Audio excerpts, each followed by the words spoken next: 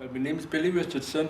I've always lived in Elsick all my life, but I was born down in Sanderson Street, which is at the bottom of Scotchwood Road, in 1970, and I was the first born. We moved up to Northbourne in 1975, where we've made ever since. I got my first camera when I was 13. And I went out and took photos of the family. I didn't take photos at the West End at the time. I wish I had now. 2 years later, my dad got me a 35mm camera, and mine's still in use. When I heard Northbourne Street was going to get demolished, I had to move from there into James Street at the very bottom, in number 5. It was very stressful for us, and I was sad that the houses were going to get demolished. This is where my mum's house was. I'll probably stand beside where the front door is, and then you had the front room, which was upstairs, and then you had the great big attic, which was right upstairs as well, and we all stayed in there.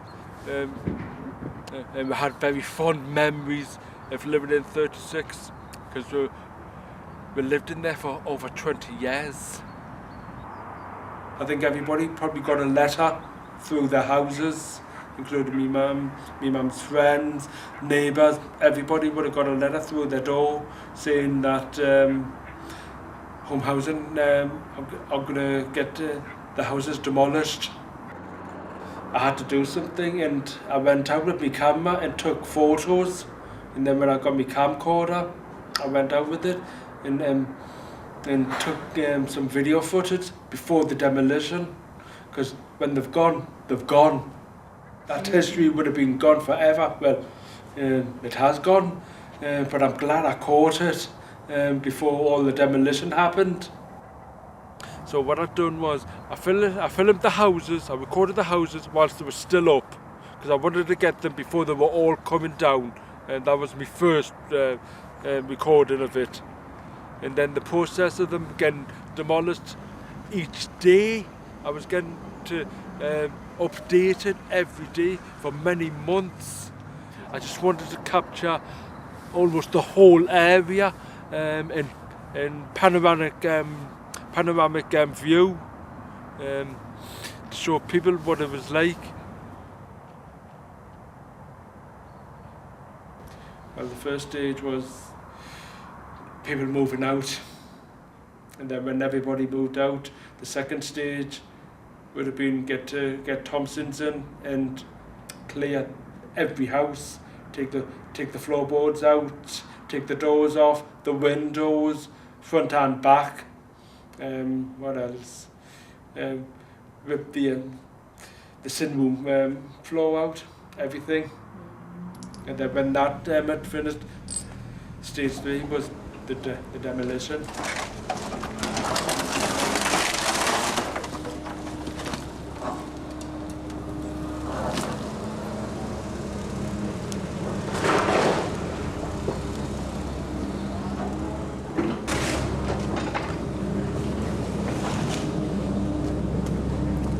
I started recording when everybody had moved out in 2005, and the last footage I had was from probably 2007.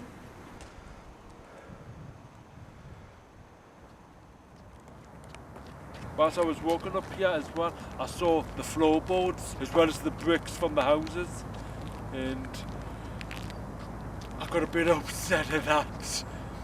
Seen the floorboards out, piled high, right above your head. And that's why I wanted to capture the essence of what demolition can do.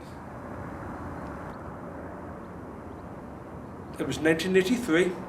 I heard Jimmy Forsyth, because I told my mum, I said to my mum, there was a man taking photos of the flat, and I said, my mum said, oh, that's Jimmy Forsyth.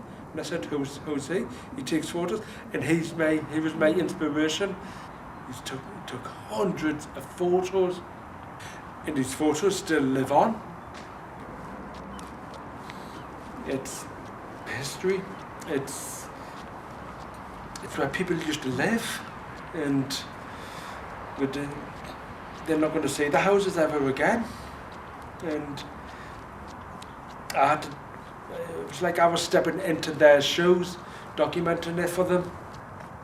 I'm preserving it for future generations. When the demolition had finished and people moved on, the community was disbanded, and I think my mum does keep in touch with most of our friends who lived in Northbourne Street then.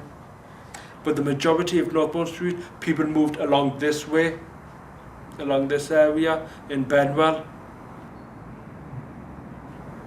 I've heard stories of Elswick being the poorest area in the West End, but communities bond together. Everybody knew each other, and because all my mum's friends, they grew up all together in Northbourne Street, so they've known them since they were kids. Well, it's been probably almost 7 years since everybody heard there's nothing happened. It's just grass at the moment. I don't know what's going to happen. So, to be honest, I'm still on the knife edge because I don't want to move again. I just want to stay where I am. It's my home. It's where I was born. I'm a West Ender, and that's what I'll always be.